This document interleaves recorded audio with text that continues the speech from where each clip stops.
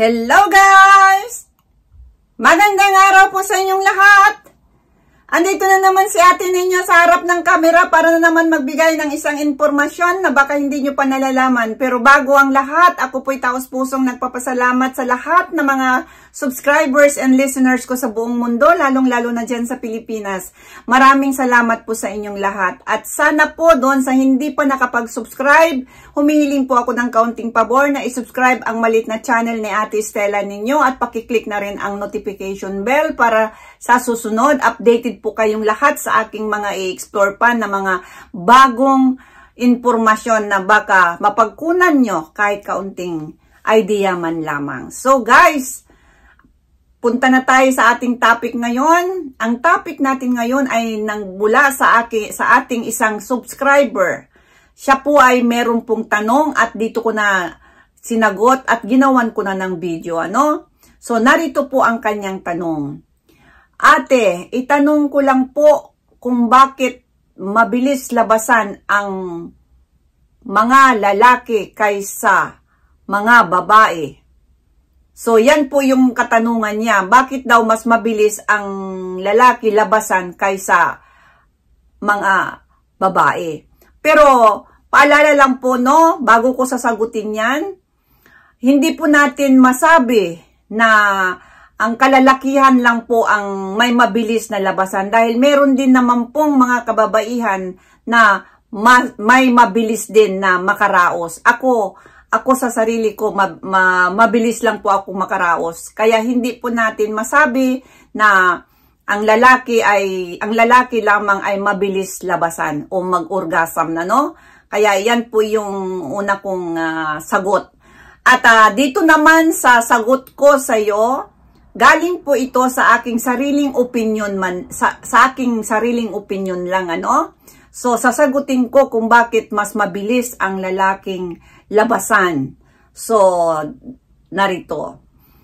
Lalaki, dahil ang mga lalaki ay madaling mapukaw. Madali po silang mapukaw o malibugan. Ang mga lalaki madaling mapukaw sila kapag nakakita sila ng magandang babae, magandang hita, nakadamit na luwa, yung halimbawa nakikita na yung halos yung cleavage na yung ng babae. Yan po ay nagtitrigger na sa kanila na malibugan sila kaagad. Mas mabilis kasi silang malibugan, no? Kaya ang mga kalalakihan ay mas mabilis na labasan kaysa kababaihan. So, yan po yung sa aking opinion na ang mga lalaki ay mas madaling mapukaw ang kanilang pagnanasa kaysa kababaihan. So, yan po yung lalaki, no? Yan po ay aking sariling opinion. At ang aking pangalawang opinion sa mga kababaihan naman, samantalang ang mga kababaihan ay hindi kaagad napupukaw o nalilibugan, no? O naa-arouse. Dahil maraming binabasihan muna ang mga babae bago ma-arouse o magkagusto sa lalaki. Halimbawa, iisipin ng isang babae na talaga bang gusto ako ng lalaking ito? Mabait ba ang lalaking ito? So maraming katanungan na sumasagip muna sa isip ng mga babae bago sila magkagusto sa isang lalaki. Instead na ma-arouse o mapukaw ang babae, minsan nawawala o nababawasan pa dahil sa daming katanungan sumasagip sa ulo o sa isip ng babae. Kahit naman ako, pag nakakita ako ng isang lalaki na kahit ano pa yan kagwapo, hindi naman po ako nalilibugan kaagad. So, magkaiba po ang babae at ang lalaki, pagdating sa yung tinatawag na mabilis malibugan o pagnanasa.